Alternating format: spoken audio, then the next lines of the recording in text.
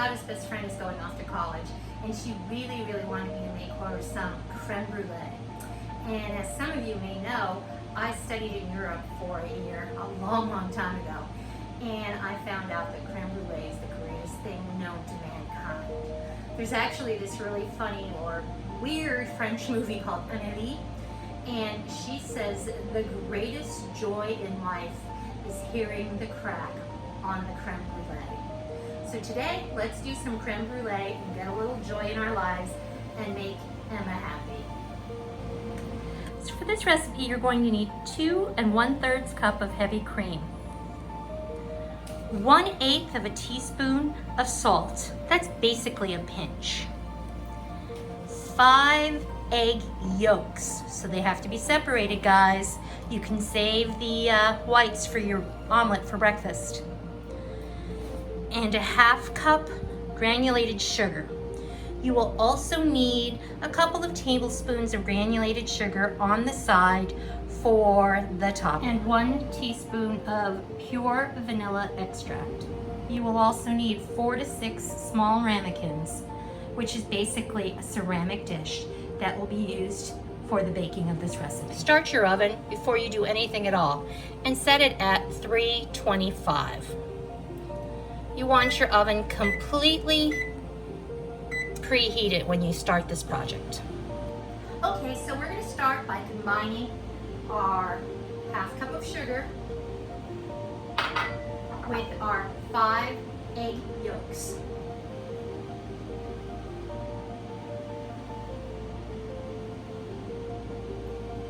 And our teeny tiny pinch of salt. Okay? And what we're going to do is mix it around until it's super creamy and smooth.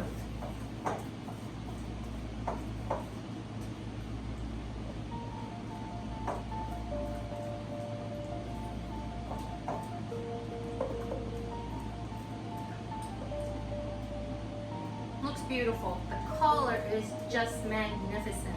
I think that's one of my favorite things about cooking is that the colors and the sensory perception that you get, the smells, are super, super wonderful. But so once we have that mixed up, we're going to set it aside for the moment. The next thing we want to do is we're going to need to heat up the cream. Now this is important. This part of it's important. You want to heat the cream up, but you do not want to scald the cream, which means we're going to watch it come to just shy of boiling. If it gets to that 212 degrees, you're going to ruin your dish. Okay, so I'm keeping it on a medium-high heat, and I will continually stir it just to make sure it doesn't burn to the bottom, stick to the bottom, and that we're just getting it hot enough. Okay, while it is brewing, I just want to introduce you to something else for the moment. We're going to let this cook. It's going to take a couple of minutes. While you're waiting for your cream to heat, you want to get your ramekins prepared. Basically what I've done here is taken a baking pan and I've immersed my ramekins in the baking pan so I don't have an accident later. Because what you have to do is you have to bring your water level for your water bath up to about 2/3 to 3/4 of the way up the side of the ramekin. And because of the laws of water displacement, if you wait till later, you can make a mistake. So I just basically prep it for what's going to happen later.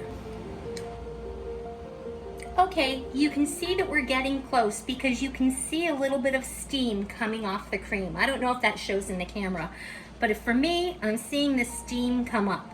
So now I'm going to be super careful not to overheat this because it's an essential part of the recipe. Okay, and it looks like we're all set for the cream.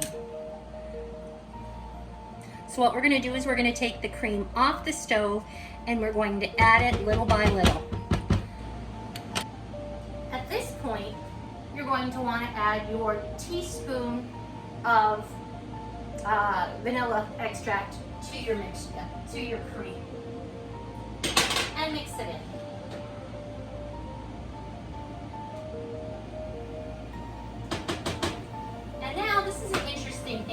going to do. We're doing something called tempering the mixtures, okay? If I were to pour a very hot cream into eggs, what do you think is going to happen?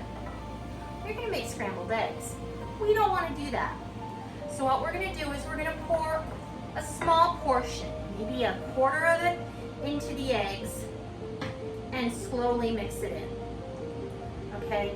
It's called tempering. It's bringing those eggs to the temperature it needs to be, or they need to be, and the sugar to where they need to be, but not to the point where they are going to turn into eggs, scrambled eggs, okay?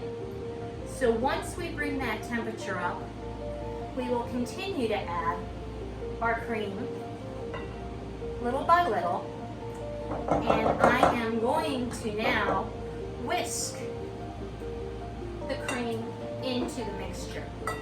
Now be careful not to over whisk. Don't be too zealous. You just want to make sure that it's a good combination and that there's no lumps, which there shouldn't be, and it's just mixed perfectly well through.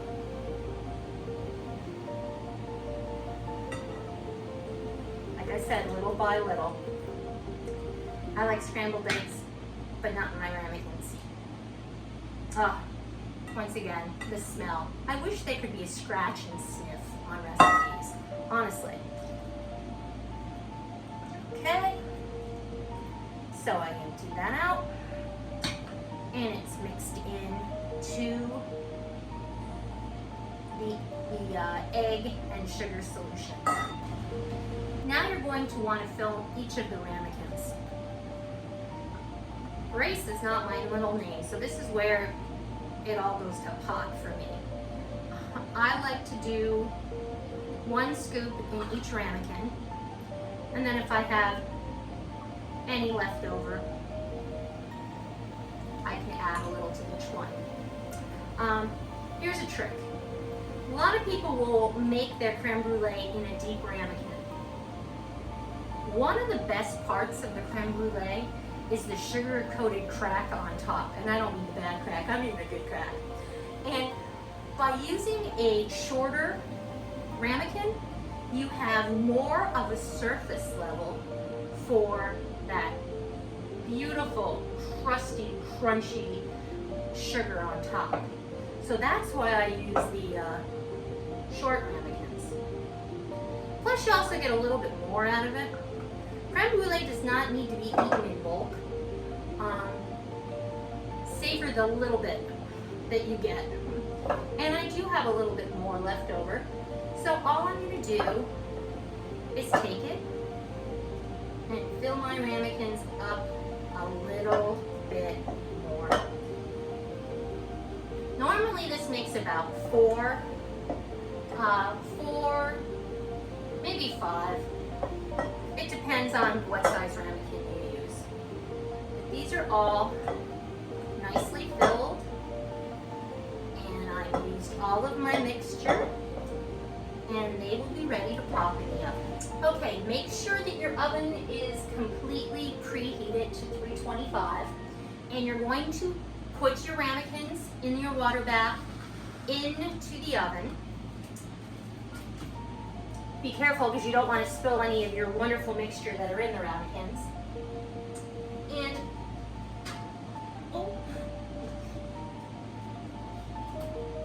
I use my lower oven because it'll allow more movement of the air around your ramekins and your water bath. I broil in my upper oven because when you broil it afterwards, you're going to want that ramekin as close to the heat source as possible. So now what you're going to do is you're going to set your timer on 30 minutes. It most likely is going to take more than 30 minutes to cook these. But it depends on the accuracy of your oven as well as the depth of the ramekin. Because we have a shorter ramekin, it might be done in 30 minutes. Sometimes it takes as much as 40 minutes to cook them. The way you're going to judge whether they're done or not is if the center is just slightly jiggling.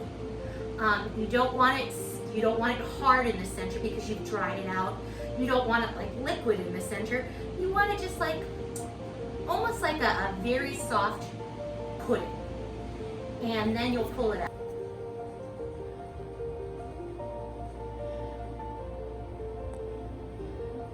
Okay, we're just about ready. I'm gonna let them cook for another 2 or 3 minutes. Okay, so it's looking really good right now. If you look closely, I'm actually in the oven here. You can see how it's solidified just a little. And I will check it one more time. And you see, you can actually make a divot in it. You'll want to remove the ramekins from the water bath and place them on a wire cookie sheet. And now you're going to want to put them in the refrigerator so they can cool completely before you add the finishing touch. Okay, we're back. In the amount of time it took me to have a wonderful Zoom meeting with my besties from college. Go Dickinson, go Red Devils.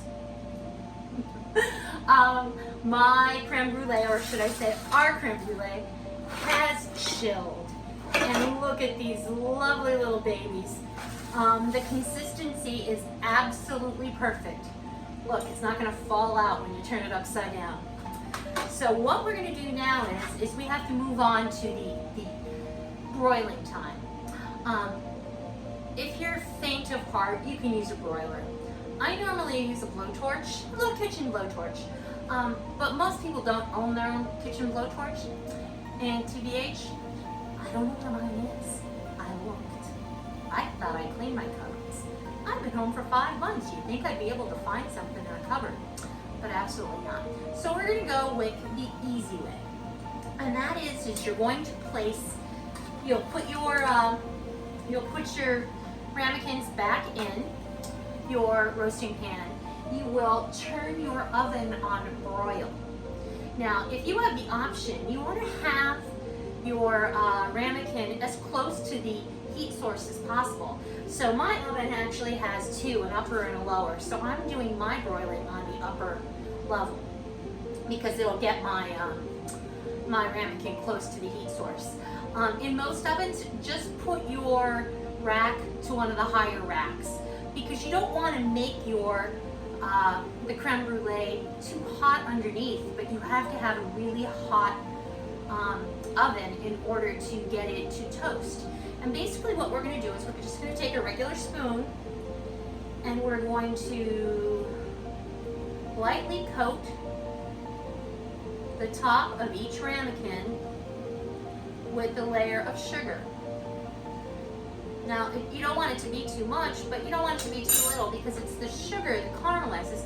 And you can do this, shake it around so the whole section gets covered. Okay? So we're going to do this for all of our ramekins. Do it nice and quickly. And then always make sure that your broiler is at full broil when you put the ramekins back in the oven, because you don't want to heat it too long, because then the creamy side will be hot, and you don't really want a hot creme brulee.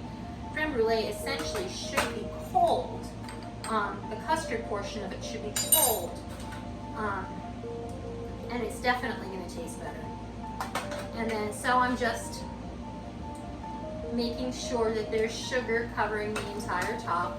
Like I said, probably you're going to use about a teaspoon of sugar, but remember, it depends on the size of your ramekin. Mine has a larger surface area because I like the sugary part. Okay, so what we're going to do is I'm going to put these in the broiler. They're going to broil for a couple of minutes. Keep a close eye on them. You can let them get a deep brown, almost to the point where they look charred, because that's when you're going to get the nice firm crack. So I just took these babies out of the oven, and look, you can actually see them boiling and bubbling. Unbelievable. Okay, so once again, it's time for cool down. They came out of the oven, they look absolutely amazing, but you don't want to serve hot creme brulee. You actually want it to be a little bit cooler. room temperature is fine. You can chill it if you like, but don't eat it immediately because it's not going to taste too yummy quite yet. So we're going to let these cool down for just a tad, and hopefully you'll be able to hear the crack when they're ready. So we'll be back. Okay, here we go. You need to stay nice and quiet. Can I have a drum roll, please?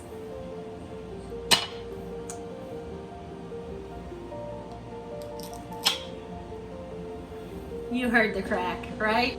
Well, so I don't know if it was as good for you as it was for me, but I have to tell you, I'm really looking forward to eating this. And I'm gonna take my first bite right now.